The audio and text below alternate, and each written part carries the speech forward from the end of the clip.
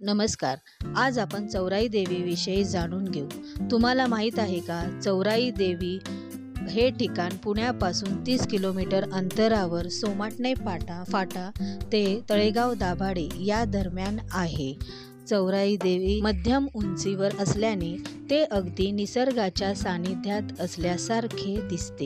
तसेच मंदिराकडे जाण्याचा मार्ग हा निमुळता आणि दोन्ही बाजूस घनदाट झाडे असल्याने तो थोडा ट्रेकिंगसारखा जाणवतो. काही लोक इथे ट्रेकिंगचा आनंद घेण्यासाठीही येतात. अर्धा ते पाऊण तासाची ही पायवाट चालून आल्यावर आपण मंदिराच्या प्रवेशद्वारासमोर येतो. तेथे थंडगार पाण्याचे रांजण ठेवले आहे. ते पाणी पिऊन मन शांत झाल्यावर आपण मंदिरात प्रवेश करतो. मंदिर तसे छोटे असल्याने तेथील गाभारा हा ओपनच आहे. गाभाऱ्याला चारी साईडनी ग्रिल असल्याने तेथून निसर्गाचा सुंदर आस्वाद घेता येतो.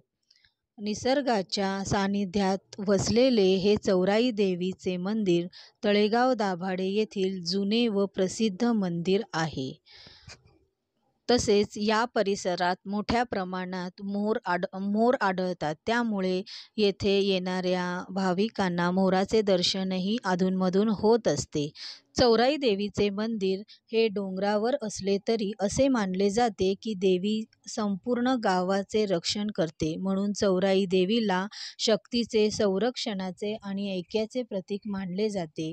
ग्रामस्थांच्या अडचणी, संकटे आणि रोगराई दूर करणारी अशी तिची ख्याती आहे. तुम्ही कधी चौराई देवीला गेले असाल तर आम्हाला कमेंट करून नक्की कळवा. Thank you.